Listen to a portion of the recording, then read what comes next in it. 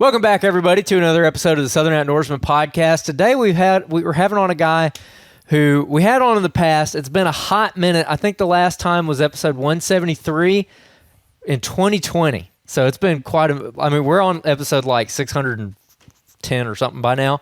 Land Smathers, what's going on, buddy? How you been? Hot. Yeah. Super hot. I'm sure y'all have been the same hot as I've been.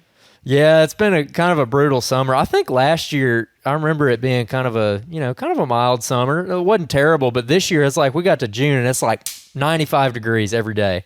Just every day. No rain, 0% chance of rain, just a proper summer. Yeah, that's summer. Right. That's right. And you're in Mississippi. Are you guys in a drought right now in Mississippi still? Yeah, we're pretty much inevitably in a drought at some point.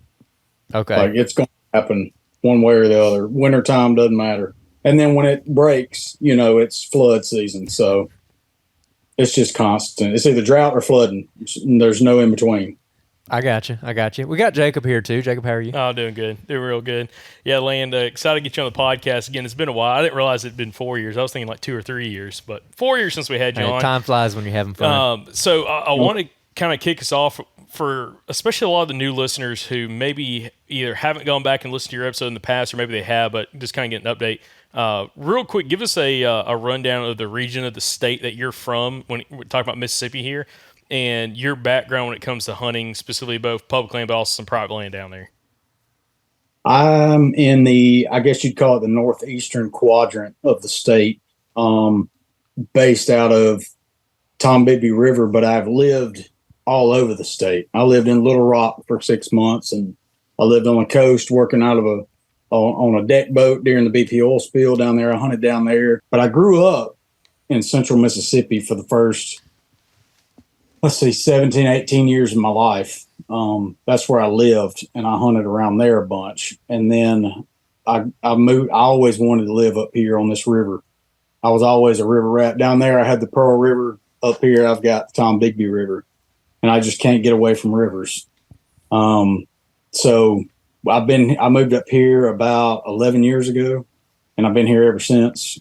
But basically, been hunting since as long as I can remember. I mean, I was shooting redbirds with a Red Ryder when I was 6 years old. The sin of shooting a redbird, how I was doing it. And then it graduated to squirrels and got into trapping and all that stuff. And I'm still doing the trapping stuff on the side with beavers and coyotes and stuff. But hunting and fishing have always just been in my DNA. It's just you're either born with it or you ain't. So, yeah, that's basically it. I'm in the northeastern quadrant at the moment. We'll see. I keep tossing around the idea of moving down to like Orange Beach, Gulf Shores area all the time and starting a charter business, but because that's my one. That's aside from hunting, saltwater fishing is where it's at for me. You're about to get Jacob on a tangent. We're gonna save it for later, though. Yeah. Come on, Jacob got converted. I've been telling him for years. I'm like, dude, you just got to go do it. You got to go do some saltwater stuff, and he did this summer. Now he's addicted. Yeah, it will spoil you, dude.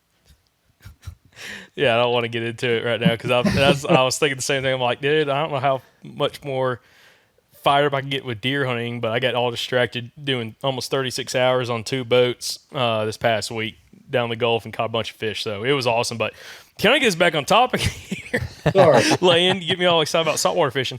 I do want to get into, I guess, a general overview of what we're going to be discussing today with you, which is a mix of summer scouting, but really getting yourself prepared to have the most amount of success possible, trying to find a target buck and killing a target buck within that first couple weeks of season. So I do want to kind of get into right off the rip of your thought process specifically when we're talking about summer scouting, maybe what you've done in the past and kind of how you've changed it. But like, what has been your take in the past, say, 10 years when it came to summer scouting, getting prepared for early season? All right. So I have converted or reverted, whatever you want to say. It's probably more of the reverted side of the thing that I've done here in the last 4 years. But in the past, I would go out this time of the year and I would find a long creek, and I would find every crossing in that creek, and then I would set a camera on every crossing, I had like 10 cameras then. Now I've got 3, and I barely even use them.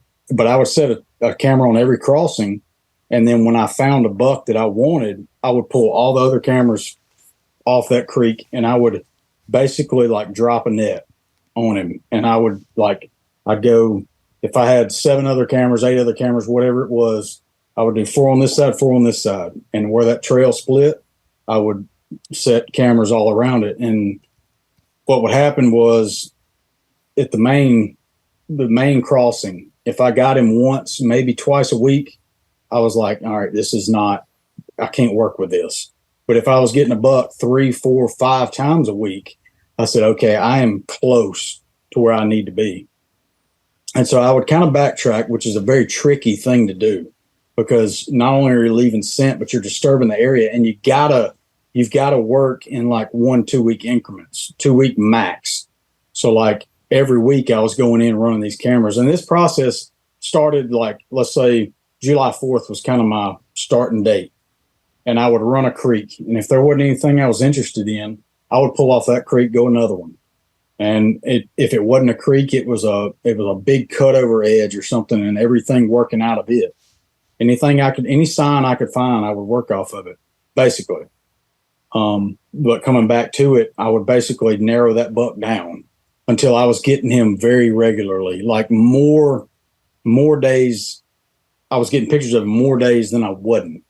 And then once you get that, you basically start identifying his main travel routes and stuff like that. And I am not a braggadocious guy, but I got really good at it to where in 3 years' time, I had 17 bucks, and 15 of them I killed early season, like first 2 weeks of the season, doing this process right here. And it got to be a little bit monotonous, because it's so much work and it's so much time that you're spent away from doing other things. I love fish, so I can't sacrifice the morning to go do all this stuff when I want to go fishing. So now I have reverted back to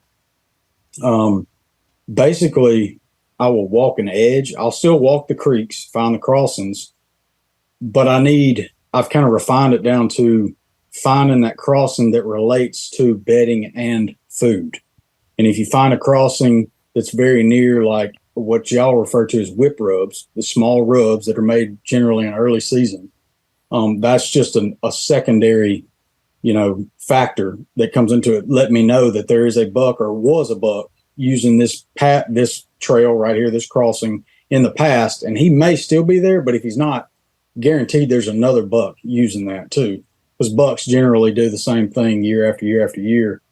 It may not be the same buck, but his prodigy or a buck that followed him in the past is going to do the same thing. So that crossing, the perfect crossing, in my opinion, is one that's a creek running north-south, which most of them are generally. They're in a northerly or southerly direction, that I can find a good tree to shoot downwind, and I'm going to wait to hunt these areas with a front, which typically coincides with a northerly wind of some kind. Northwest wind would be ideal on a creek running northwest, southeast. I'll get on the downwind side on that front. And that being said, I don't believe bucks move on a front because they're cold, so to speak. I think it's just like anything else where a comfortable day, you're willing to get out and move more than you would like today when it sucks outside. But yeah, that's the thing. When I can find a crossing and a setup that's perfect with big tracks crossing the creek, that years past sign in that area, and then I've got food over here, bedding over here, which is very typical in a river bottom because you've got a lot of timber cutting going on, which creates good cover, habitat, stuff like that. And then, those creeks are going to be their set aside land, or what do you call them? SMZs. Yeah. Stream management zones, where they don't cut. They got a buffer along each side of that creek for the hardwoods to prevent erosion and stuff like that. So it doesn't always end up like that. In y'all's part of the country, which I've hunted a bunch, there's one WMA that I like to turkey hunt across the Mississippi line. I'm not going to name the names, Jacob. But it's a lot of that. It's rolling hills. It's which is not a determining factor for y'all, but a lot of cutovers, a lot of creek bottoms, drainages, stuff like that. And then you've got a lot of hardwoods on those hillsides too. So the hardest part in y'all's area is when you've got a big drain and you've got hardwoods in that drain and you've got cover on both sides. That's where it gets very interesting. And there's nothing you can do about it but give it that college try and go in there and try to set yourself up in the perfect position and then go for it. That's all you can do. So, Land, I want to break this down early on two different conversations. One is what you did when you killed those 15 bucks, and you're talking about your trail camera strategy around these creek crossings and all that. And then I want to break down what you're doing now the last 4 or 5 years. And again, the success you've had from both. But first, I want to talk about a little bit more of what you used to do, where it took a lot more time, but you were extremely effective using it. And again, killing deer early in the season in Mississippi, especially on public land as well. So if we're looking back at that specific strategy, when you were talking about creek crossings, I always get interested in this conversation because, you know, you go to some places, like I'll go to, like when I've hunted, great example, Iowa. What they call a river is what I would call like a decent sized creek in Alabama. Okay. Creek. Yeah, a creek. They call it a creek. That is true too. But they call they're actual rivers.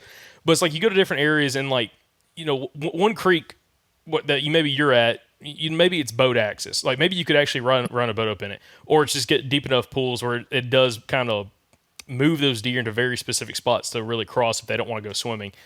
So can you give me a little more of an example of when you're talking about creek crossings, is it just the easiest spot for them to cross, or is it more so about the depth of the water or how steep the banks are that they're very limited to where they can cross at? It's a little bit of everything. What I find most of the time is that it's the shortest point from A to B when they're leaving the beds, and the creek itself provides water. Because it seems like, you know, as hot as our early seasons are, if they're setting up in a spot that allows them to drop down, and they'll hit these water spots multiple times during the day. They'll come out of the thicket at 1 o'clock in the afternoon. Just get them some water. They'll kind of nip around at like some of the green stuff growing on the creek bank and stuff like that. They'll go right back. And then, they move around a ton inside those bedding areas because it's just not comfortable. I don't care how adapted you are to this heat. There's nowhere, even in the shade. It's like cows. You drive by the road and there's 2 big oak trees on the fence line of the road, and every cow in that pasture is sitting under those 2 oak trees. But they're not going to stay there all day long. They're still going to branch out and go get them some food, and then they'll come back, get them some water, come back. Deer the same way. But the best part about early season is when you've got those water sources, those creek crossings right there beside where they're bedding, it's almost a no-brainer because they're going to come straight out of that getting water. And those deer will stand right there. The little fawns, the young deer will run up and down that creek like NASCAR while mamas or bucks are, drinking water. And then they'll move up out of there and they may stay in that creek that creek bed itself for 20 minutes, just standing there. I've seen bucks lay down in it and just hang out and pant for a little while. And then they'll get up and go on to their nighttime activities, food sources. But as far as identifying a perfect crossing, you really can't. Because just because it's beat down doesn't mean anything. That might be a family group of does coming through every day. And, 4 does coming through every day will make it look like a freaking cow trail. We're just beat down to death. And you might find this little bitty cut somewhere, maybe 50 yards south of where that major crossing is. And that'll be just 1 buck or maybe a bachelor group of bucks. I mean, it's so variable in how it plays out that that's where the cameras came into play. Nowadays, I'm not focusing on one deer. Back then, I was honing in on one deer and waiting on him. Nowadays, I'm waiting on something that's got a decent rack and long back straps. Okay. Because I love eating deer meat. So, and I love cooking it too. So Yeah. that's kind of why I converted. It's less practice or less time spent, scouting, running cameras, burning batteries, SD cards, whatever. Now I'll go in, make a quick run through, find everything, identify what I think would be the best spot, and then go try it. And if I get burnt, I get burnt, Well, for sure, and that's why I want to kind of talk about both the strategies, because some people listening or watching this, maybe they have a little bit more time to do what you used to do, okay, where you had a lot of success hunting individual bucks. And then there's probably going to be a lot of people as well that are the complete opposite, kind of like where you're at now. They're busy, they got a family, full-time job. Maybe they have some other passions. Maybe they do like a little saltwater fishing in September, October.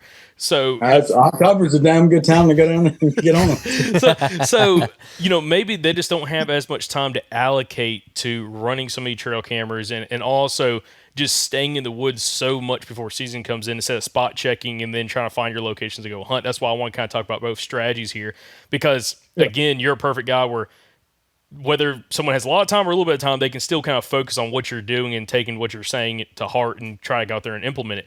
Now, one thing I think I've realized after you talk about the creeks is it doesn't seem like a lot of these creeks, or really any of these creeks, are necessarily dictating where deer are crossing by water depth. Sounds like a lot of them are shallow enough they can cross at any point. It's just figuring out what is the one point that makes the most sense for them to cross based off tracks, but also based off cover on one side and potential quality food source on the other side.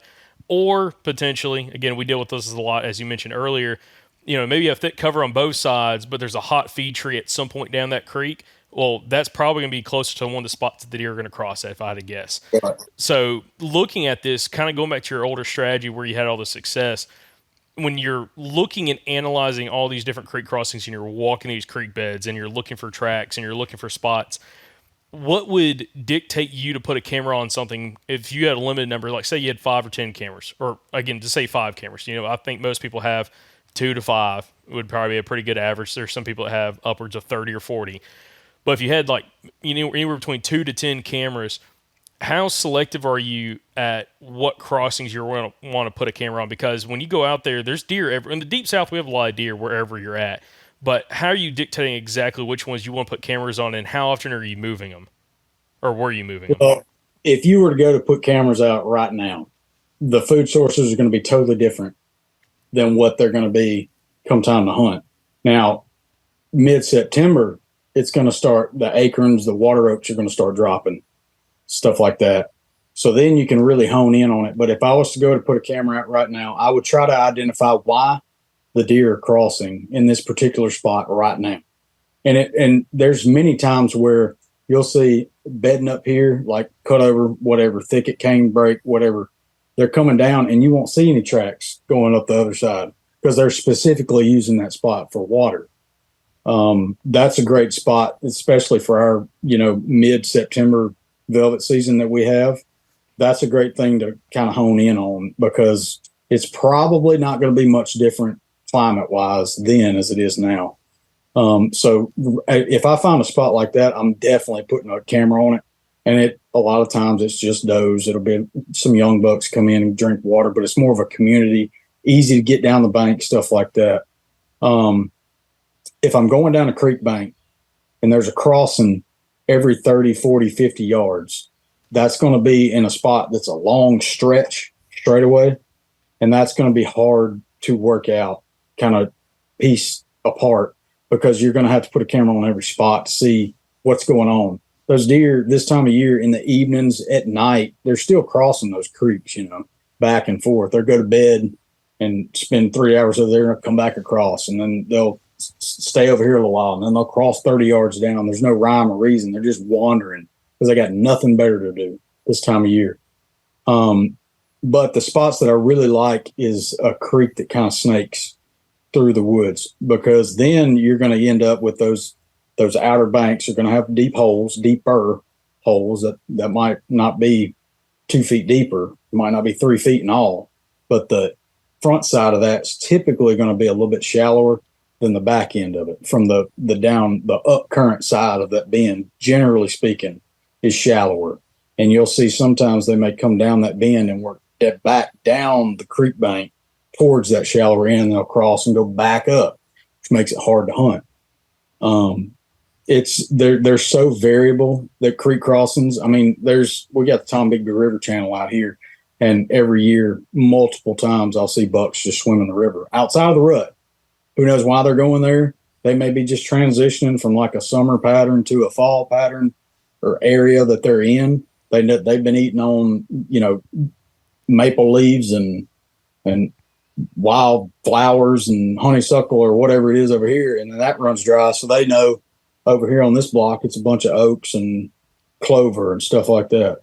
So it's hard to say without getting out there and just implementing the cameras and putting them into play.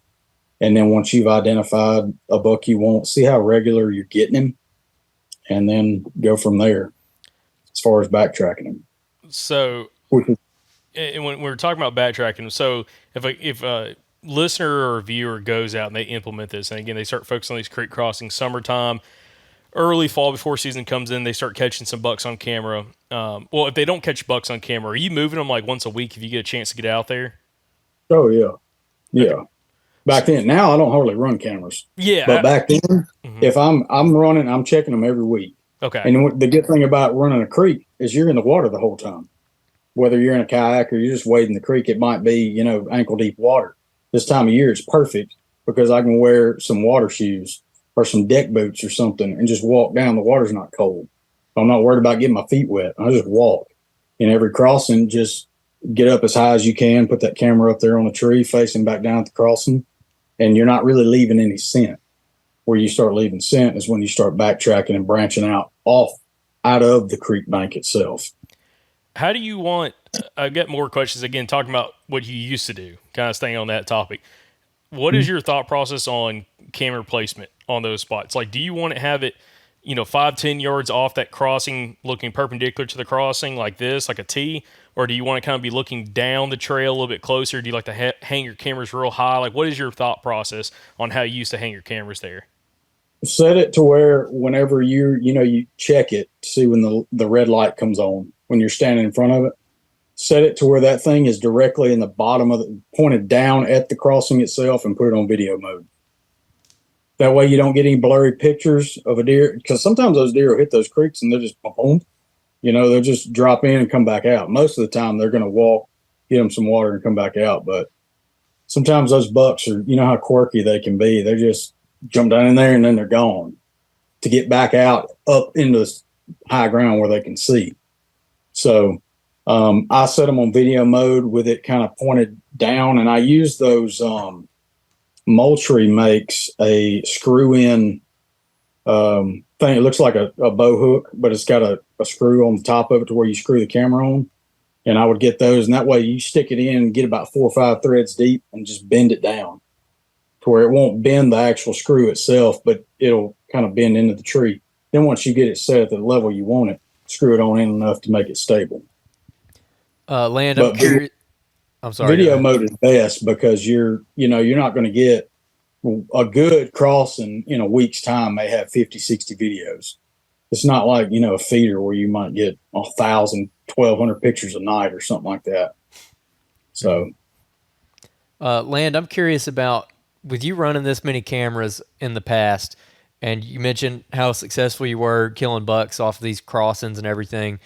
Over the years of doing that, did you ever notice any patterns that kind of would tip you off to think like, okay, this crossing is one that looks like a mature buck would be using versus all those doe groups? Like you're talking about how 4 or 5 does can just absolutely wallow out a trail versus, the more faint one downstream, maybe that's a buck using it. Is there anything else like that while you're out scouting, without even putting a camera out, you just kind of get like a feeling like this looks like a crossing bucks would be using rather than does? There's not really a whole lot, because sometimes those major crossings will be just an ideal location for the deer to cross. So it might be every deer in that 20 acres up there is using that because they haven't had a reason not to. But when you get those long straightaways where you've got a bunch of different crossings, that's where you can kind of decipher between a buck crossing, a doe crossing. They're all crossing right there. The problem with those spots is that you may be 3 crossings deep where you know a buck is crossing, but you've got to contend with everything on down the creek that's crossing. So those are very hard to hunt because you've got to hope like hell that that buck is going to come through and cross before anything south of you if you've got a north wind crosses, because they're going to get you. It's going to drop. Your scent's going to drop into that creek bottom and just either swirl around down south of you or just hit the creek and go down. It's an interesting. Those long straightaways are difficult. When you get those S curves and stuff like that, you can manage it a little bit better, and you get more centralized crossings because of that winding creek. But as far as something telling me that this crossing is a buck crossing or one that I won't, back then it was either I had him on camera multiple times a week crossing right there, or I had sign up out of it where all that privet is. You know, and bucks love to beat the crap out of some privet or little cedar trees and stuff like typical stuff that grows in the river bottoms and creek bottoms and stuff. If I saw something like that, especially there was one in the past that when you came up out of the creek, both sides, he was just one of those aggressive bucks. And he wasn't even, he would probably be 3-4-year-old buck, something like that. Nothing special, 120-inch, 8-point, but just a fun deer to kill with a bow. I shoot him with a rifle, to be honest with you. But when you came up out of that creek, both flats on both sides were just destroyed. I mean, it was just privet. It's like he hated trees. He just went in and just destroyed everything. And it kind of went up on both sides. It came out of the creek and it was a little flat in that creek bottom and then it went on up. And there was no like terrain feature that led the buck into there. All I can figure is that that's just the closest spot to where he was bedding. He found him a little spot in that thicket up there that he liked, and that was his main thoroughfare going to and from early season. Interesting. What you just described too with the straightaways, that's what we deal with at my club where we've been running cameras on creek crossing specifically. And it's like a long straightaway, and then there's a slight bend, and there's another really long straightaway, and then there's a slight bend, and that's how the creek goes. And the crossings are all real vague, and we get the bucks on the crossings, but they're very inconsistent. You might have a bachelor group come through like 3 times a month, something like that. So what do you do in that situation? Do what? So what do you do in that situation? Like if you have, let's say you get him on camera, but he's not consistent. Like you mentioned a couple times that you're looking for that consistency where you're getting him a whole bunch on a crossing.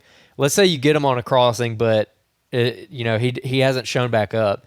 What are you doing at that point to then expand your search? And I think I don't know if you said it on the podcast or before, but kind of cast a net around that buck and figure out exactly where he's in and start moving in on him. Yeah. So you're dealing with a lot of terrain features, correct? Like you're in more topographically diverse area that I'm in. Oh yeah.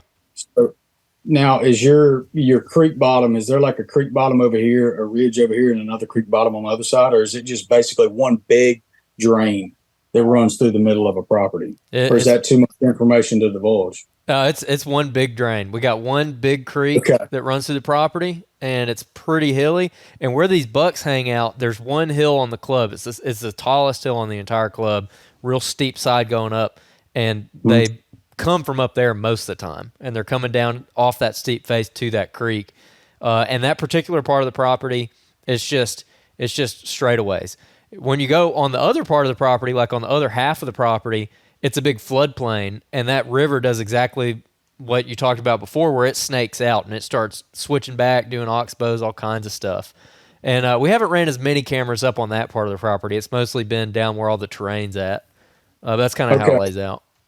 So you're getting him on these, or you're getting a group of bucks on this one straightaway 3 times a month, let's just say. There's obviously a very small reason for them to come down there. There's somewhere else they're going from there. So what I would do is, if you're getting him, well, that would make it about every 12 days or so that you're getting their picture down there. The reason they're coming down there is just for being boys, in my opinion. They're just being boys, just roaming around. They're looking for other deer.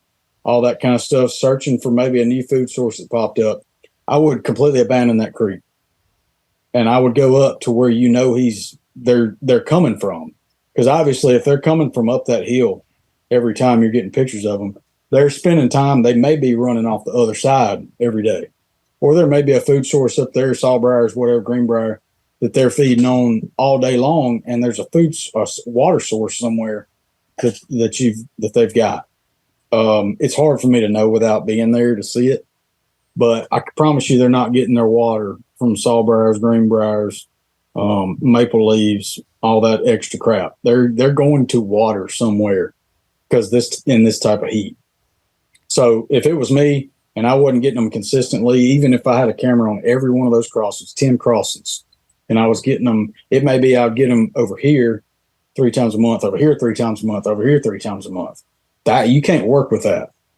You're going to blow that whole group out where you go in to hunt them and you make the wrong choice and pick, the wrong crossing that one day. They just happen to cross down there, catch you, they blow back up the hill. Not to say they wouldn't come back down, but it's too risky. So I would abandon that creek, especially. I'm trying to think the best way to approach that, because that's a tricky one. Well, I'll interrupt you and say that you pretty much, spoiler alert, you hit the nail on the head. So we found these crossings last year, and we were hunting up there on the hill. There's 3 bucks in the group that we were interested in killing. I killed one of them on top of the hill. My stepdad missed the other one on top of the hill. And we got more pictures of them. There's some fields off the property, like when you go past that hill, and that's where they were going to. And it's kind of like that creek's almost like the back wall for them. Not really a back wall, but it's like the back door. Like they'll come down there and hang out every once in a while, but the real draw is off the property. They're in some thick pines, and they go off the property to a bean field on the adjoining property, and that's the draw. I mean, you nailed it with that little bit of information. I love those property lines. I love a property line, especially when I can see some fields on aerial, and you see that little shadow of a feeder right in the middle of it. Yeah, I'm gonna probably abandon that creek bottom and go to that side over there. Oh yeah. Hey, look, we're gonna get into the feeders on adjoining properties here in a little bit. I want to hear about maybe an example in more flatland, like where you're typically hunting. How would you approach a situation like that? Whether it's a straight creek or a real windy one, let's just say that you're picking up a buck that you're interested in. What are you doing to narrow him down if you don't just immediately start getting him as consistent as you'd like?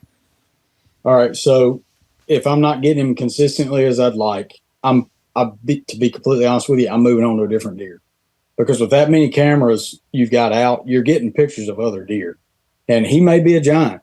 But if you can't go in and have your ducks in a row and go in thinking, if I do this right, I'm going to kill him, I'm completely abandoning it. I'll come back and get him later. Now I'll revert back to another buck that may not be a giant, but he's a nice deer. Or these days I'm a legal buck. If my freezer is empty, he's gonna get it. But I'll go back to a deer that he's coming through. And you'll find them, like there was one buck that I killed. He's a 156-inch deer. Killed him October 3rd. And he was a 4-year-old deer that was regular as rain. I'm talking about, he would come down, he would get in this creek, he would drink water, he'd go up the hillside, and there was a giant bluff that was just covered in water oaks early season. They started dropping, and he was just boom, boom, boom, like 6 days a week. So I go in there, sure enough. So it wasn't even, I didn't even have to backtrack him. It was just a setup. Here he is, made to order. Show up and you kill him. Sure enough, he comes in, shot him. And sometimes you'll get that big deer just are stupid early season. They're on a pattern. They're not worried about anything as long as nobody's messed with them. But other ones you may get, I really kind of cut it off at like 3 days a week. If it's less than 3 days a week, I'm either going to back off and try and find another crossing that he's crossing, or I'm going to abandon it and try to wait for him to get more consistent, because some of these crossings, they'll be kind of dry this year. You might get them 2 or 3 times a week, but then as the acorns start falling, they kind of ramp up a little bit more. And by like mid-October, when the white oaks are heavy, water oaks are starting to peter out. Name another one, starts dropping heavier. Then that bottom kind of starts filling up with deer. Then they start funneling in there more regularly, and then I'll come back and revisit that spot. But branching out from the creek bottom itself, let's see, I had 4 years ago. I'm trying to think, 4 years ago. Yes, 4 years ago. He was coming down, and he was like 4 days a week, but it was between 3 different crossings. And I can't cover all 3 at the same time. So he would be over here, and then he'd be over there, and then he'd be over there, and then he'd be back here at the far end one. And I'm just not going to risk that. The safest bet would be to hunt if it's a north wind, hunt the southernmost one, and either you kill him or you don't, and you slide out of there at dark. That's another thing. I don't really hunt these crossings unless there's a front and a consistent wind. It's just too inconsistent this time of year, the wind swirling, all that stuff. So I backed off on the southernmost crossing that he was at, and I came up a trail, and I didn't know it at the time, but when I came up this trail, it kind of hooked back up north, and it hit another trail, the trail down to the middle crossing. And I kind of looked down a little bit further, and about 10 yards further, there was another trail that was the northernmost crossing. They all came into this one within 10 yards of each other. This trail met the middle one, and the other one was about 10 yards further. And I said, this is perfect. I can cover all 3 when he's coming out of this cutover. And sure enough, I waited on a good front. It was actually northeast wind. I like the northwest the most, but northeast, I'll take it. And I got in there, and I hunted him the first day. He didn't show up. I sat there for about 20 minutes after dead dark, and I'd never heard a footstep. And I was starting to think, I think I either blew this out or he just didn't come this way today. Went back the next day. It was the same conditions, cool front, set up. As soon as his front shoulders came out, he stuck his head up and looked at both ways. He stood there for probably 3 minutes. It's forever, just looking around. And then he dropped his head, took a few steps out, stopped again, looked up. And when he did, I shot him. He was a nice deer, but it's so much easier to work these creek bottoms in this type of situation when they're tight. When you get those big open creek bottoms, that's when it gets more difficult, because those deer might hit that creek crossing from 200 yards or 100 yards, other than where they dropped into the bottom from. They might drop in the bottom and just kind of trickle down and hit that crossing, then cross, and then go up and do the same thing, go back that way or go back this way. But when you get those tight bottoms that are maybe 100 yards across, real steep bottoms, that's when you can play them good.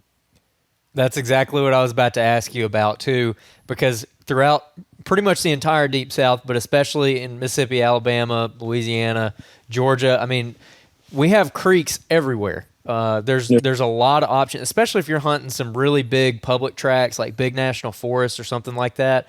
There's plenty of creeks to choose from. So what I wanted to ask you is, what would elevate, how are you picking a creek to go and scout when you have 10, 15 different creek drainages available to you? What are the factors that make one better than another? It's going to depend. It's going to start at aerial photos. That's my number one starting goal, because you can get, let's just say Buckhead. You've got 10,000, 40,000, 100,000, whatever acres of pretty much the same damn thing. It seems like the whole thing is just, it looks like hardwoods. You look at an aerial photo from the wintertime pictures, it looks like open hardwoods, creek crossing in the bottom, a creek bottom in the bottom, or creek drainage in the bottom, and it goes up to another giant open hardwood, ridge. It drops down. It's just monotonous. It's the same thing over and over and over again. Over here, he got a lot of pockets of private land and public land, and more private, public, private, public. And those private land people, some of them want to cut timber. Some of them want to grow big deer. Some of them want to, grow a cornfield or bean field or whatever. So you've got your aerial photos will tell you every bit of what you need to know. Whether, let's say, like some spots on the river up here, you've got maybe an island of thicket. There ain't many really open hardwoods on the river around here. You'll get little patches of openings in the hardwoods, but it'll drop down to a creek or a river or whatever. Go up to the other side. It may be cornfield, bean field, maybe a block of pines with food plots in it. And a lot of people around here are doing summer food plots. Everybody's running corn. For God's sake, I mean, a co-op could, if you bought stock in corn, you could be a millionaire. It may come up to a big lake up there, a big bar pit, sand pit, sage grass and briars and all that kind of stuff. Basically, all it's going to come down to is I need to see potential bedding on one side and potential food on the other side. And from then I'm going to go in and I'm going to walk that creek. You know, you're going to run into cottonmouths and all that stuff. You just kind of carry a big old piece of cane with you and whop them on the head if you have to, or flick them out of the way. I prefer to whop them on the head, and just walk that creek and find crossings. If there's a bunch of crossings, we can work with this. If there's like one or two over a 500-yard stretch, the population's either low or something is going on, because I don't want to see that. Now, some of those spots you can throw a camera. If there's two crossings, it makes it real easy to check and just set a camera on them. Might leave a camera on that for 2 weeks, come back, and you'll have a bunch of bobcats and cranes and a deer here, a deer there. But generally speaking, you want a lot of crossings in one short, tight area. And it gets really fun in rifle season, because you can take you a chair and some waders and set your chair up and kind of back up into that creek bank. If you can see 150, 100, 200 yards, whatever, down that creek and cover 6 crossings, that's fun right there. Okay. But yeah, it all comes back to potential bedding, potential food, or potential bedding, or food. I mean, who knows? I just need something to tell me that there's possibly some traffic back and forth. Yeah, I was just about to bring up, what about a creek that's got just 2 thicket hellholes on both sides of it, 2 clear cuts on both sides that are like 4 or 5 years old, just briars, pine trees, you name it. Rut. You know, just nasty. Rut. Get in between them things. If there's any kind of a straightaway that you can see multiple crossings during the rut, that's awesome. But you also want to be able to see a actual creek bank itself, because those bucks will run back and forth. They may run 100 yards down, wind checking this side, and then drop down and go over to the other side and then keep going north. But there may be an obstacle somewhere on this side or whatever.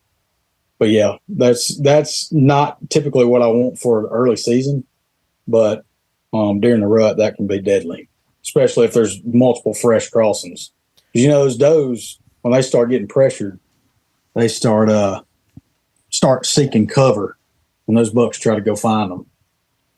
Lane, can you give us the story? I don't think it was the deer you explained earlier, but the 156 you killed on October the 3rd.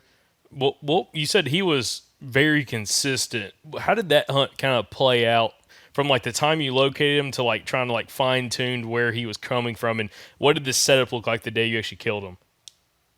Well, to be honest, I didn't need to know where he was coming from. I just needed to know that I knew he was coming from what would be the south side of this creek, because this creek came down north to south, and then it bent and did a hard dog leg for about 200 yards, and then it cut back to the south again. So I was getting his picture right there, like I said, like 6 days a week, 5-6 days a week. And I was like, dude, cool front. This is going to be great. The only issue I had was the creek came from the north to the south, bent back, and then went back to the south. And he was coming from the south. So I knew with a northwest wind, I could probably work it in my favor for a bow if I got tight enough I could shoot, but far enough away that I wasn't too worried. So what I ended up finding was I found a tree that was about 20 yards on the south side of this creek. So I knew when the winds stopped in the evening, when it started to fall and those thermals went down, I would be far enough away from the creek that they didn't come down to the creek and maybe suck back towards them. Or they could go that way, but just you never know the way these thermals work inside the creek itself. So I got off the creek about 20 yards, and I could see the big trail coming down. I don't know what you call this green grass. It looks like long, sharp stems of cane, but it's soft. You can like squeeze it, and it gets knee high, thigh high, And it was just like a cattle trail running through that stuff. So I got 20 yards off of it, got on the backside of the tree, and I kind of I was running a lock on, and I set my stand to where I could peek around it and see him coming, and then I could draw when he got behind the tree, and just as soon as he stepped out, I could shoot him. That's how it played out. But had I hunted the northern side of that creek, I probably would have seen him because of the way the thermals would work. The wind was blowing, all that. I had to get on the south side of that creek. But it's just one of those deer that happens every now and then where he's just dumb and set in his ways. And I hate to call him dumb, but it's just ignorance on his part because he doesn't know any better. That he was so consistent. You'll find those time to time, but they're not the normal. Most bucks are just like scatterbrained, and they decide one day when they get up, I'm going to go down here and try some of this honeysuckle or whatever. One day I'm going to go over here, or maybe a group of does comes by, and he's just like, oh, I'll just follow them. And he hops up and just follows in. You just see that pretty regular. Just a group of does come through and a buck just following them, feeding on the same thing that they're feeding, but not, messing with them at all. It's just a hot food source, and he just followed them there. So there's so many variables about hunting. I just kind of stick to that KISS method. Yeah, absolutely. I'm the stupid in that role. So the simpler I can keep it, the better. So one other thing I want to talk about, because we're still on the topic of what you used to do, that you had so much success killing bucks early season. And again, kind of the preseason scouting with the cameras and walking these creek ranges. When you finally got a buck on camera, can you walk us through your mindset of picking out a tree? Or did you ever sit on the ground to bow hunt, or did you always try to find a tree to get in? Like, what was going through your mind to find the right setup once you get the pattern in order to try to kill that deer in and around that creek? Well, the tree thing is for both. I mean, I was hunting on the ground a lot back then because I hate carrying stuff in early season. Like I got my chest rig, my bow, and I might have a bottle of water in my pocket. And then other than that, I had that turkey stool with my cushion on top of it. That was so much easier than going in, finding a tree, hanging some sticks, getting elevated. And then you're having to worry about swirling winds in the early season, where I can sit my butt on the ground right there, and I got a heck of a lot less fingerprint of scent when I'm sitting on the ground, and especially in those creek bottoms. When you've got a ridge over here and a ridge over here, well, when that wind's coming over, or maybe it's coming down like this, it's meeting somewhere and it's causing that eddy. Well, when you're on the ground, if you can get at the end of that eddy or whatever, your scent profile, whatever you want to call it, fingerprint, is so much smaller that you have to deal with your scent cone. But most of the time back then I was hunting off the ground. I still do a lot of ground hunting early season, but here recently I've been getting I've got 6 sets of sticks, and a day like today, if I find a great spot that I know will start producing come fall when I can hunt it, I'll just hang a set of sticks. And that way, when I go in and with that saddle, I'll just wear my saddle in. The most sweat I've got is going up, hanging a platform, and stepping up on it and hanging my bow. But when it comes to finding a tree, everything is scent based and what you have for shots, because you really don't need more than 2 shot windows. Early season bucks are not running; they're basically cruising. They're doing a lot more stepping and looking than walking. So if you've got 2 good shot windows to take, even if they're just holes, the more the better, obviously, but the more you've got so much cover early season, which is another reason I love early season, because you can get away with a lot. But the perfect tree is really going to be anything I can get on the backside of and just get a couple of good windows with a ton of cover. Do you see, especially now since you switched over to saddle, ever how many years ago, do you see an advantage of being on the backside of the tree with the saddle for creek crossings versus being on lock on or climber where you're on the front of the tree? Oh yeah, which I always hunted with a lock on the backside, kind of canny. So if my trail is right, let's say right towards you, or where I expect the deer to come from, I'll kind of set my platform like this to where I can lean around and see around the tree. But when it comes time to shoot, I can get way over here and still shoot, have my shots. But you've got that benefit of that tree being in between you. The saddle has just made it that time that much better. Plus, it's so much easier to get in a tree with. The only thing you're dealing with is your bridge or whatever your tether trying to draw, but that's really a non-issue. Once you do it a couple of times, you figure it out real quick. I mean, first time I ever wore a saddle was a couple of years ago. I went in and I had a spot where I had a bunch of does I just wanted to shoot. And I said, all right, this is the perfect time. I went in and I hung it to where I was looking at the tree and my shot opportunity was over here, and it worked out perfect. The deer came in. She was standing there. I drew and shot, and I was like, this is a piece of cake. I don't know what everybody's about, But I can see an issue when you're trying to lean way out and maybe get a different where I don't know. I haven't run into that issue yet, but I try to think ahead whenever I'm setting up for that specific reason. So, and Aaron Warbriton, I saw him one time where he would like take duck his shoulder underneath the tether or the bridge, whatever. I still get them confused which one's which. And then just put your back up against the tree and you can still shoot another 60 degrees this way. So, yeah, like I said, I haven't run into any issues yet. We'll see. Yeah. Andrew, real quick, do you have anything on his first strategy that you want to touch on? Because I do want to get to what he's doing now. No, let's get to the new strategy. So, I want to kind of transition to you, again, having a little bit less time in the field, not having a lot of time to run trail cameras, but still having some success. And, again, changing your strategy from hunting specific deer to more just a good buck to get you fired up and find the sign and hunting them. Walk us through, what have you changed? I mean, you mentioned earlier you have less time, so you're not running nearly as many cameras, but, what else are you doing from, a summer scouting, getting to early fall, getting ready to early season? What are you doing different now? Right now, I am basically just like every other weekend or so, I'll go and identify food sources, potential food sources, check existing cover, because, they may go in and cut a block of timber. They're cutting a block of timber on a piece that I hunt right now. And I had to go pull out some sticks that I had in there and a camera from last year that I never even pulled out. So I don't know. I got to wait till they quit cutting to know what I'm going to do with that. The rest of it is just walking creeks, identifying, like I said, potential food and potential cover. And then from there, while I'm in there, I'll kind of see how a spot sets up. Like you might have that creek comes down a little ways and it bends. Well, in that bend, the front end of that bend, there's probably an old crossing, but along the way, there may be a couple more.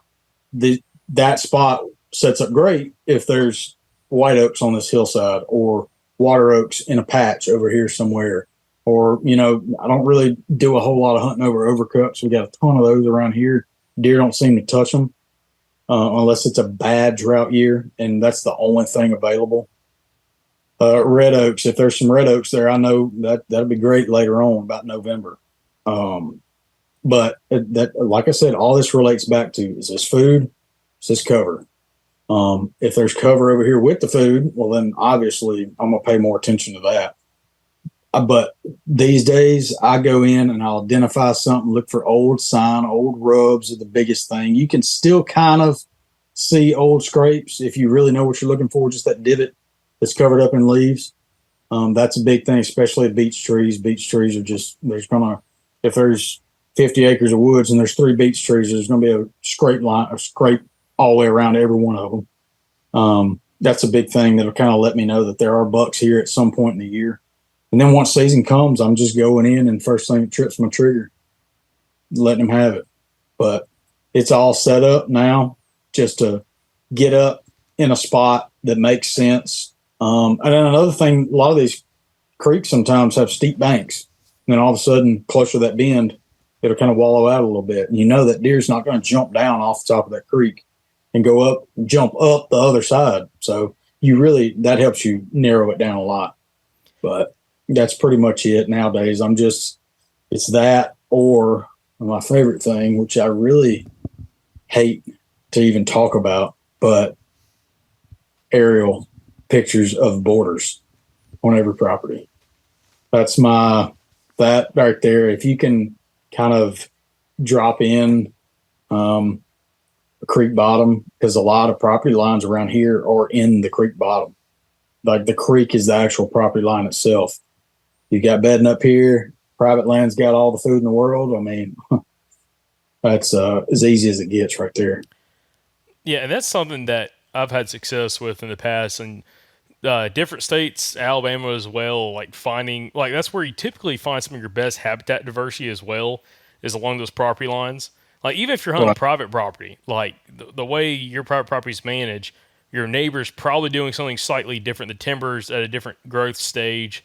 One's been clear cut, one hasn't. One's been select cut, one hasn't. Whatever, and you're just naturally gonna have deer traveling those property boundaries, not because it's a property boundary, because it's a habitat edge. But like you're saying, when you have that habitat diversity plus maybe some of the private lands doing a lot more supplemental food, whether it's through bait, it's through talking like corn, or it's through food plots, like naturally that's going to be a draw, especially if the public land has some really good cover on it. And you run into a lot of these property owners running DMAP, right next to the public ground. So, it's probably going to be a higher echelon of deer over there on that side of the property. So you might get a little feed off of that. Yeah, Andrew's done this a couple times on some public land that we hunt, seeing what the private landowners have been killing over the last 4 or 5 years through Facebook. Oh yeah, listen. Yeah. Hey, that's a tip right there, buddy. You go find that last name, start searching them grandkids up on social media, bro. Look what they're killing. Facebook will get you in trouble. Yeah, look what they're killing. Look what they're killing during youth season, and it's. Hey, that works. When you can line up, and like I said earlier, that aerial photo is the death of a lot of deer coming off of that private or onto the private, because you can see those dang feeders. They cast a shadow in every food plot that is bordering. And I still to this day do not understand why anybody would put a food plot on the edge of public property, but it happens all the time.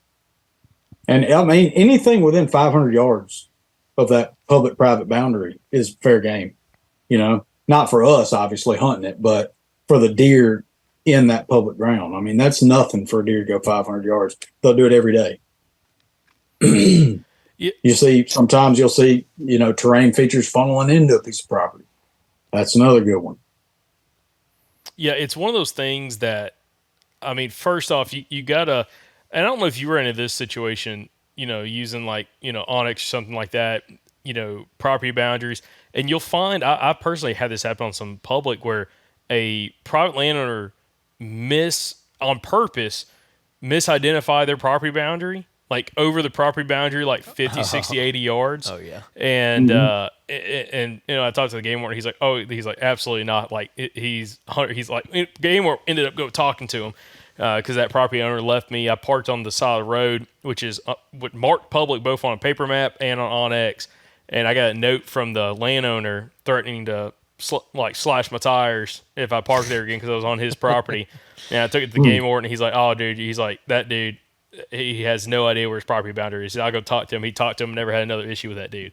So you do have that in some of those circumstances. And, but do you ever worry about in some of that, on some of those boundaries, again, getting in and around that habitat diversity? Like when we say talking about like being on a boundary, we're not necessarily sit on the boundary and, no, you're not shooting anything on the private. You're hunting that travel, depending on what your buffer is in like, first off, how open it is, how thick it is, all that kind of stuff. But you're catching that movement coming to or from that property, and specifically trying to shoot something where it's not going to run on that property if you're bow hunting, especially. Right. I'm hunting bare minimum, or I am at least 100 yards from the property line.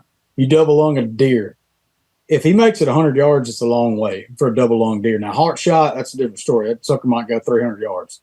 But I'm shooting for mid body, middle of the lungs, back of the lungs. That's where I just shoot because I shoot an expandable. I'm staying off that shoulder, So I'm staying 100 yards at least from the property line, because just because that deer is headed towards the property line doesn't mean when you shoot him, he's going to turn around and go back. He might just catch a gear and keep going. But that double lung shot, I've tracked a lot of deer for people with the dog. That double lung shot, it rarely goes over 100 yards. Like I said, a heart shot. My father-in-law a couple of years ago shot a buck down here on the creek, and he went 800 yards, and his heart was completely exploded with 30-06. Never seen anything like it in my life. And that was point of shot to point of death, 800 yards. And he had crossed a creek in between. Heart exploded, 30-06. I've never seen anything like it before, but that's just that adrenaline. But if you take away their ability to breathe, can't get oxygen to muscles, they're not going to make it. And that's a really good point. But one thing I've ran into, and Land, I'm interested in getting your take. Sometimes you get it next to, again, within that 100-yard buffer of property line, especially if you can tell that property owner is hunting. And I've ran into where those property owners are also using their property as access to the public.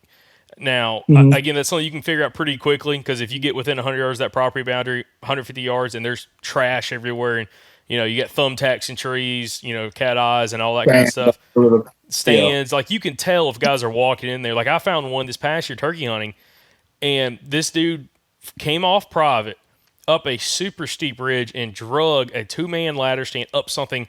You couldn't get a 4-wheeler up this, okay? And hung up. And he was probably 300 yards from his property boundary, but you can see the access route. He's going right back down to his place.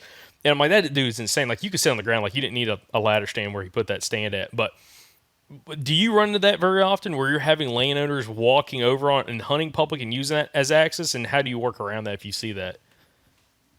Most of the time, I just write it off if I see that, because I know how much pressure they're putting on it, especially if, like you say, you're putting a bunch of trash, all that crap. Unless there's something that tells me that maybe they haven't, if there's a bunch of old trash, maybe from last year or something, but typically I'm not going to mess with an area like that, because you can't control, obviously, when they're coming in, when they're not. And the public's the same way, but at least you have an idea based off of foot traffic, like tracks and people sign in that parking lot, as to how much pressure that area is getting. The other thing is, most of the time, I hate to say this, but your private guys are a little bit more lazy.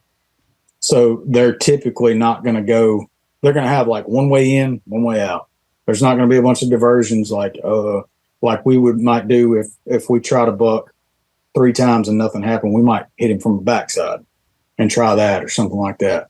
Typically, you got your gun hunters, you really see it in gun season more than bow season. Unfortunately, around here, most of your early season bow hunters are going to be guys that are going in hunting corn piles, corn feeders, something like that. So your private land, your public land really doesn't get touched a lot, and you can kind of capitalize. That's my favorite time, because you got very little pressure. There's not a bunch of outside food sources like corn, stuff like that. You're hunting natural sign, those deer's natural patterns, and that makes them so much easier to hunt. Whereas a corn feeder, that, in my opinion, corn feeder is harder to hunt than a fresh, hot tree, because that tree's only hot for a little while. When it's hot, you go in there, they're either going to be there or they're not. And then that tree's going to die out and another one's going to pop up somewhere. They're going to move to that. That's why it's so awesome to be mobile, to go in and you'll hunt this tree maybe a day or two on a cool, and going back to cool fronts. I do not hunt when it's 90 degrees outside anymore and no wind, 80% humidity. I wait on those cool fronts. I used to go in, growing up, I would hunt every day when I could. Just go in, just piss pound in the spot. And I was not nearly as successful as waiting on the right time nowadays to go in when it's comfortable for me. When I can wear a long sleeve shirt and not sweat going in, I know it's a good day. but that north wind is the biggest thing. Yeah. Land, I wanted to ask about something that you mentioned pretty early on in the podcast that kind of just popped up in my mind when you were talking is using the same strategy but around clear cuts or just the edges of cover. So you were saying in the same way that you go and find these creek crossings, you'll find trails that are exiting some kind of thicket.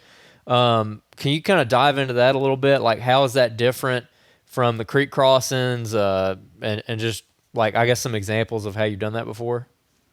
Yeah, those edge lines are they're very easy to identify because you'll walk the edge a lot of times. And in a cutover and stuff like that, it's a very defined edge.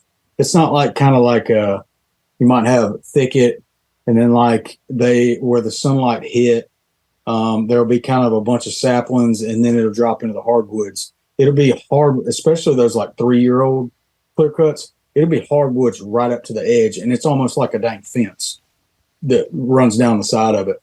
You can walk those, and what you'll notice is those areas where the cover kind of opens up a little bit, where the soil may not be as fertile or something. And there might be a little finger of sage grass that shoots into it, or less dense cover.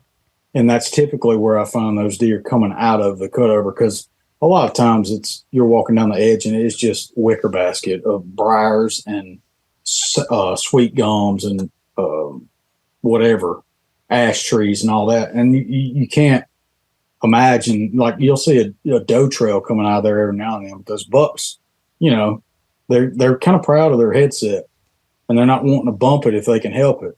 That's why you don't see a whole lot of deer with acorn points. Most of them will have pretty good tines on them. But yeah, when you're walking that edge, basically you're looking for kind of a more open or less dense, what do you call it, the basal rate? Basal area? Yeah, less trees coming out of the ground in an area. And when you find that, a lot of the times what's funny is you'll drop down the creek bottom and find a crossing in a good spot to cross. But like I said, that's in your more narrow bottoms. Those wider bottoms, they'll filter through a lot and do all kind of crazy stuff. And you may find one thing that I really like is those when you've got a creek drain running up a hollow and you've got a bunch of finger ridges coming down. The ends of those small little secondary drains tend to be a good spot for those deer to come out. And I don't know why that is. I don't know if it's just easier path of travel coming out, dropping in that smaller drain, then coming out because they've got cover on both sides, or if it's just, path of least resistance. I don't know. But when I'm walking those creek drains and I'm in those edge lines, I'm really looking for a spot where it kind of opens up a little bit, less saplings and stuff, because that's where your bucks typically like to come out, especially if it's got some sage grass or cedar trees in it, because they've got some cover to where they can stay concealed but still see kind of down into that bottom. Interesting. Okay. How do you mitigate your scent in an area like that? So you're talking about walking in the creek. You have the advantage of you're walking in the water and you're kind of staying low down in that little creek drainage. But if you're just walking an edge of a clear cut or something like that, there's really no good way to mitigate your scent, right? So do you change anything up on account of that? Yeah, I'm not walking those. I'm walking those edges like now. I'm not doing that in season. Now, if you're going to do that in season because you want to do a little spot check real quick, that's one thing. But I wouldn't advise doing that in season if you're going in to hunt, because you're going to blow everything you pass behind you.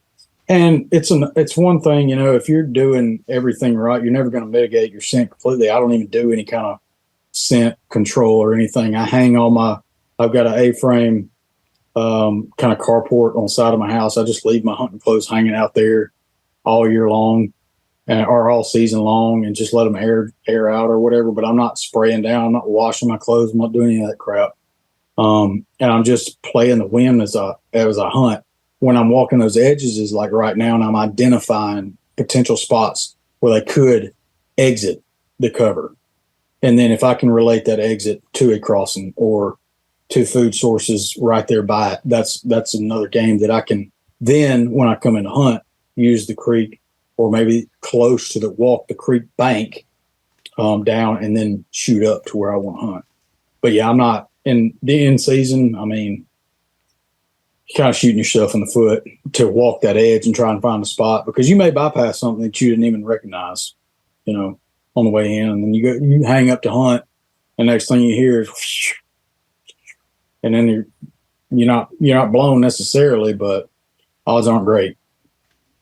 Gotcha. Okay. Interesting.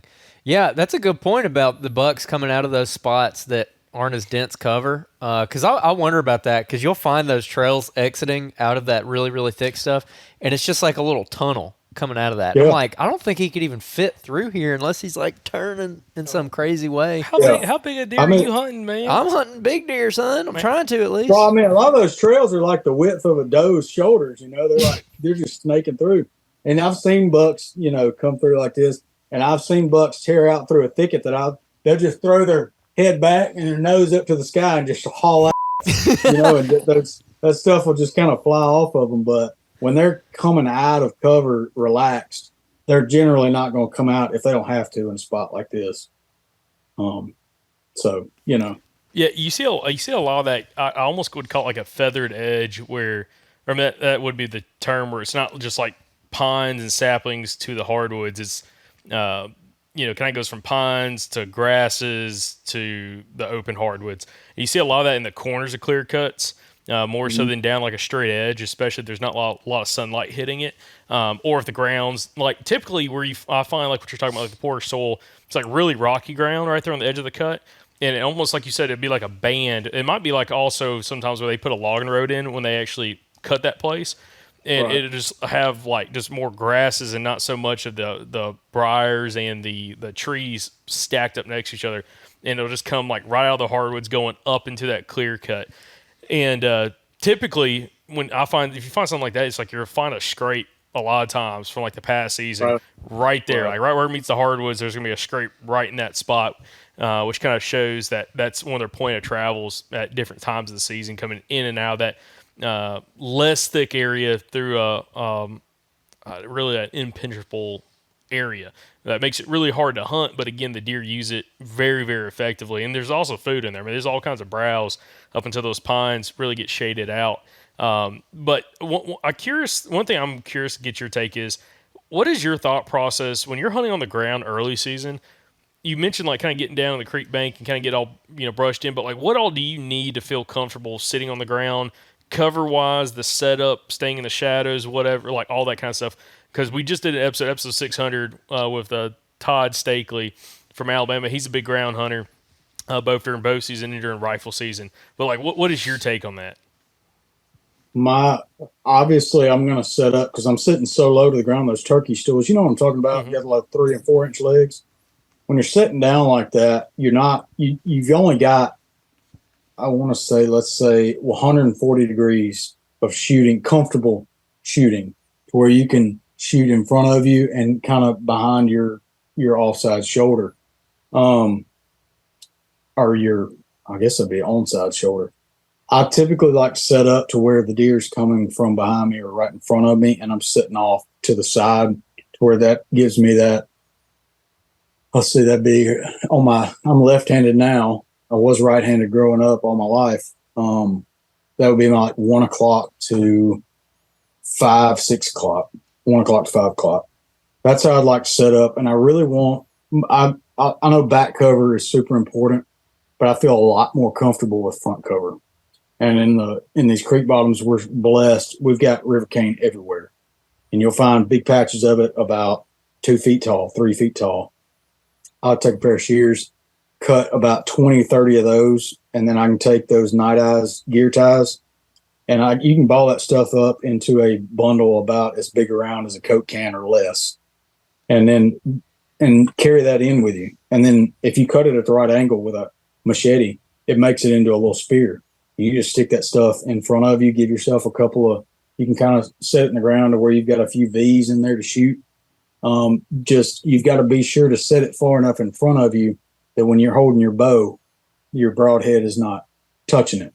So I'll set it about 6 feet, 5 feet right out to my strong side, and make yourself some cover. Other than that, I really prefer to be sitting up next to a tree, or maybe have a clump of trees right beside me, some saplings or something. Just, it's just like turkey hunting. You don't want to lean into a sapling or anything and shake the top of that tree.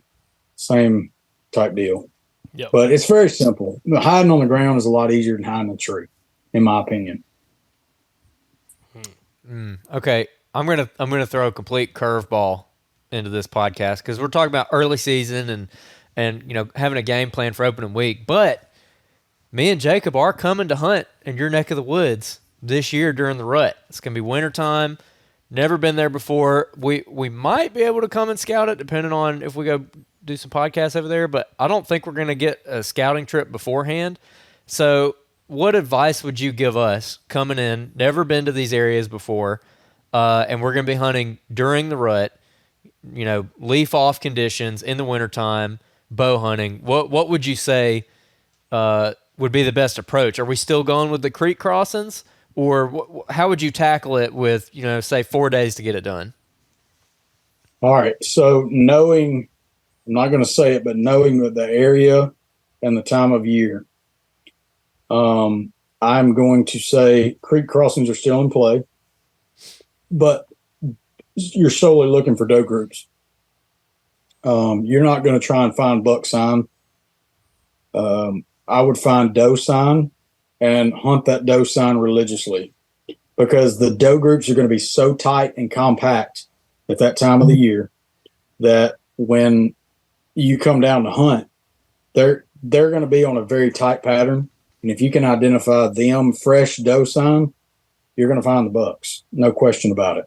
And I think from what I just said, it's pretty obvious what time of year y'all are going to be hunting.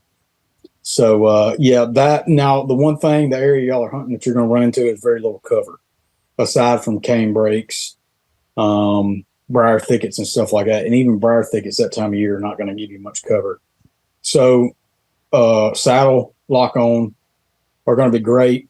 The thing is, that area, a lot of those areas that you're going to want to find the doe groups in, there's not a whole lot of trees. So you need to come prepared to hunt ground and bring a gun. That'll really up your odds. But if you're going bow hunting, you got your work cut out for you. But you can definitely do it. So for doe sign, are you talking feed sign? Or are you talking tracks? Like what specifically when it comes to doe sign? Lots of tracks. They're feeding everywhere. I mean, there's that area of the country, they're feeding all kind of just random stuff you'd never expect deer to eat. But there's just a lot of diversity in the food that time of year. And they're moving a long ways to find it. So those little doe groups they'll do most of their moving at night, obviously. But you can find there's very obvious cover in that country. You'll need to focus in on that and do a loop around it and just find where they're exiting it, and then back off from there and look at potential food sources, which you're in for a big awakening, because it's a fun area to hunt, but it's one of those spots where you're either going to see nothing, or you might see 2 or 3, or you might see 100. You don't really know until you go and hunt it. And it's hard to say without hunting it. But if you're finding a ton of fresh tracks, then you're in the right spot. And you just need to, when you find a spot like that, as long as the wind will allow it, you need to just really hone in and spend some days in that area. I want to get your take on this because I think a lot of people can relate with it. Again, in the Deep South, where a lot of our ruts are happening, let's say post-Thanksgiving, but definitely a lot of places post-Christmas, post-New Year's, like January, late December, January timeframe, when all the cover's down, all the leaves are off of the trees, all the saplings are bald, a lot of the briar thickets, even like those blackberry bushes, they've dropped all their leaves, and they've still got, that high stem count vertical structure, but you can still kind of see through it, which is what I think you were referencing a minute ago. And one thing that we've noticed in Alabama and other places that we've hunted is that it's kind of a unique challenge when you get that far into the year and the deer are rutting, because the cover has changed so much, they're kind of packed into small areas. Right. And you kind of just mentioned that a second ago. What's your take on that? I mean, what's your experience with like the unique challenge of hunting the rut when all that cover that's been reliable up to that point, within 2 or 3 weeks of the rut actually happening, all those leaves are gone and now they've completely shifted. Like, I guess what's your take on that?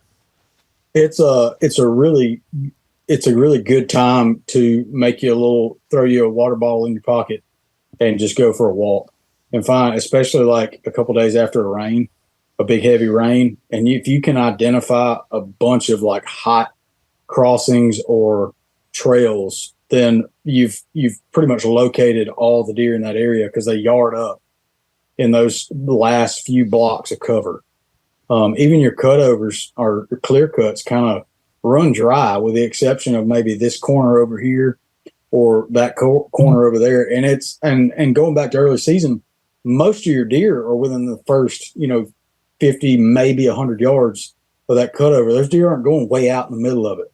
They're all going to be right there on the edges around it. But that particular time of year you're talking about, it's all fresh sign based. I mean, if you've got, let's say 2 days after a rain and you come in and you've got just a ton of tracks exiting a certain spot, that's a really good spot or to try in the near future. They're a lot less spread out that time of year. They become a lot more friendly, especially the does. You might still have the competition between the doe groups, but they understand somehow in their little simple brains that if we all 3 doe groups get in here, one doe group will be dominant and they'll come out and they'll get food first, but there's 2 more. And those bucks somehow, whether it's just trafficking around them or what, they figure out where all those does are, and they're not far off. So yeah, I mean, I don't know if that answered your question, but Yeah, no, definitely. And another thing too is just the buck sign that time of year you mentioned is you go in there and you can kind of get caught up on that buck sign and get distracted by it because these bucks have been laying down sign for months at that point. Yeah. I mean, ever since they shed velvet, they've been rubbing, they've been scraping and doing all the things, and it intensifies leading up to the rut. But I think you make a really good point about just focusing in on the doe specifically, so you're not hunting that sign that looks really good, but maybe it's dead. I mean, I don't know. It sounds like you maybe been burned on that in the past. I know I have. How did you kind of come to that conclusion? Like, what led you to figure that out? Spending 4 or 5 days in a row hunting a big, heavy, hot scrape and never seeing a deer.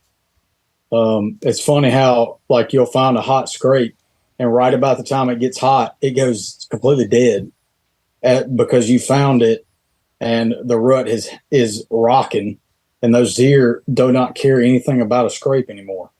I like scrapes pre-rut, but rut and even post-rut, I don't put a whole lot of, that buck may come by it after the rut's over just to check it and work it, but he's not going to hit it every day generally. Now, there are some.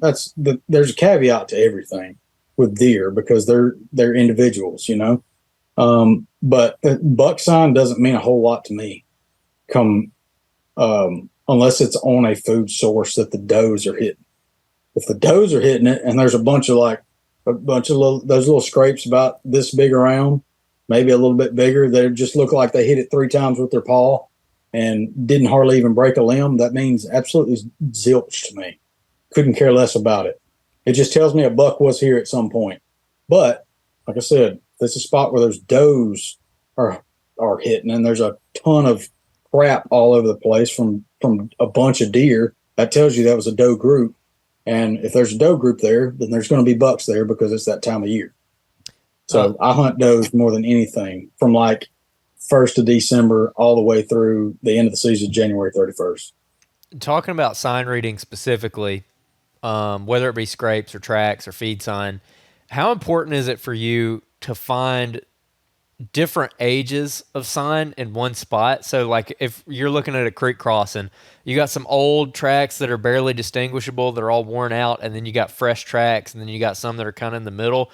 are you looking specifically for that? Because one thing, this kind of goes into the woodsmanship, and I know that for a fact that your trapping background definitely factors into this, but part of it is understanding how quickly quote unquote hot sign can get laid down.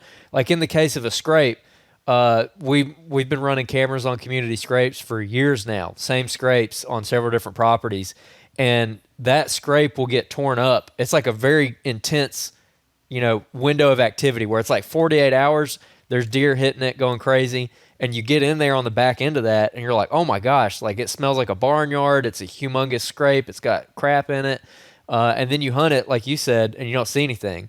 Or same thing with a creek crossing. You go find a creek crossing that just looks like a cattle trail, but in reality, it was 3 does that came through one afternoon and then came back and like meandered around, and they laid down that sign.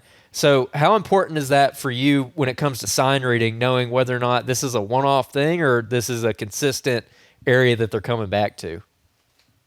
It's difficult in my area because in the rainy season, you may get tracks in a spot and it rains, and you maybe get some more tracks, and it rains again, and then you get some more tracks, but you can't differentiate what's fresh and what's not in that particular creek crossing. I'm trying to think about how to describe this. But if you've got a small crossing and it looks like one deer is using it over and over again, that's a huge green flag. If you've got a crossing that looks washed out and there's one fresh set of tracks in it, I don't care how big it is, he just crossed through there. It doesn't mean anything. He crossed there. Because there's not those old, like you're describing, there's not old indentions. It's just a washout, and he just happened to come through there, and he used it. He'll probably won't use it again, but maybe once or twice again that year. The main thing is if you're finding old rubs, and maybe even you'll see it a lot on cedars where you can tell there's an old rub there, and then there's a fresh rub, but the fresh rub didn't go all the way to the top of that old rub. Like you'll still see some scraping or rubbing above that fresh bark rub. That's a good sign.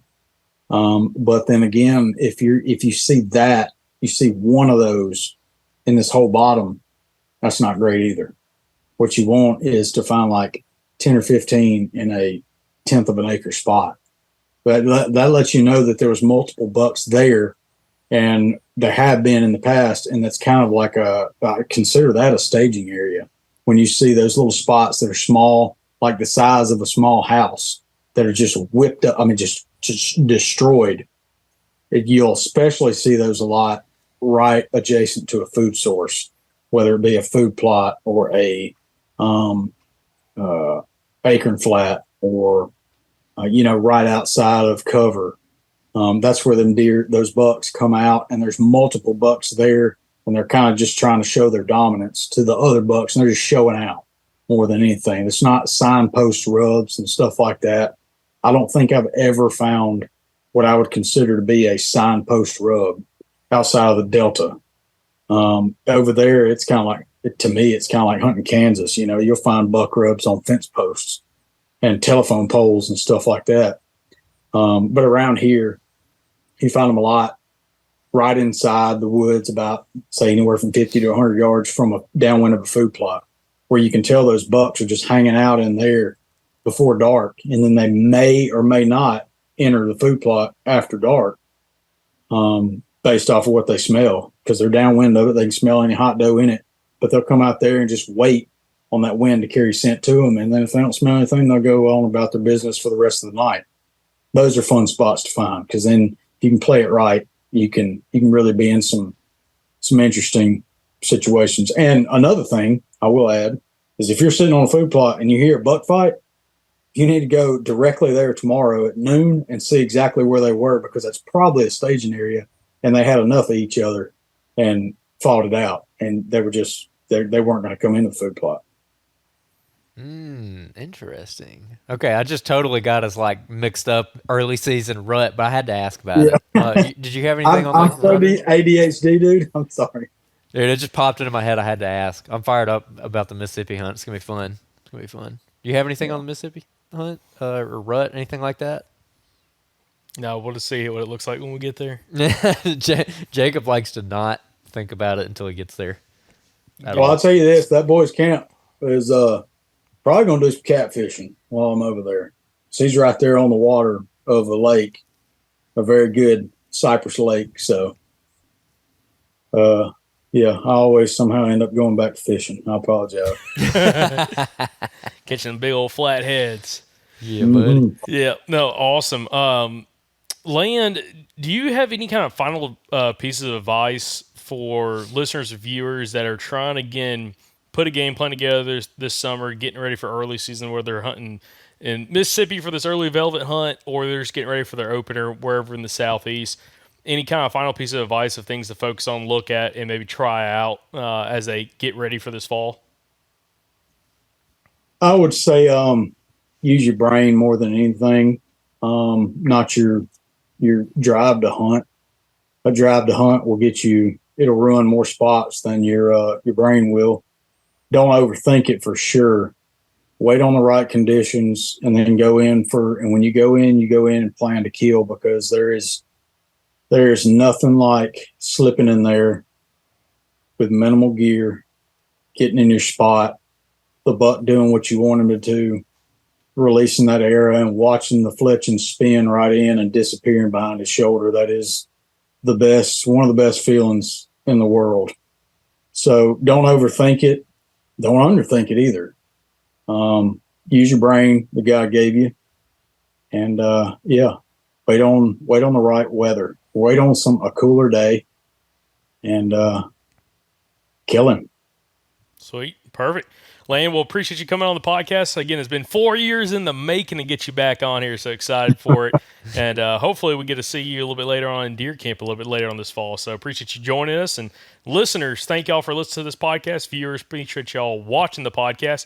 And we'll catch you back here on Thursday's episode of the Southern Outdoorsman podcast. And remember, guys, y'all stay Southern.